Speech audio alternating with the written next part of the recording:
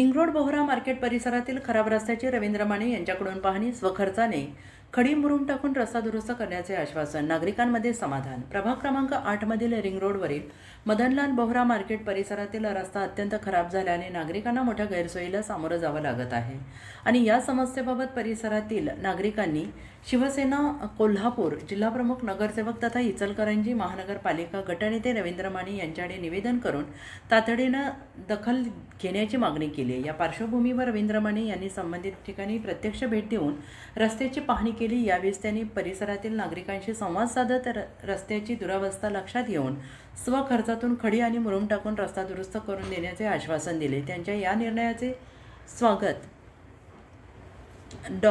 नागरिकांनी करत समाधान व्यक्त केले. यावेळी नगरसेवक प्रकाश पाटील, तरुण कमिटी सदस्य ज्योतिराम बर्गे यांच्यासह Madanlal Bohra market cooperative housing सोसायटीचे ललितजी समर, दीपकजी तिवाडी, सूर्यप्रकाशजी व्यास, कमल काबरा, पन्नालाल बेदमुथा, निहालचंद तौशनीवाल, जितेंद्रजी जैन, गोविंदजी चांडक, राजूजी महाराज, सुरेशजी जंवर, लालाजी चौधरी, सतीशजी गौड तसेच परिसरातील अनेक नागरिक उपस्थित होते.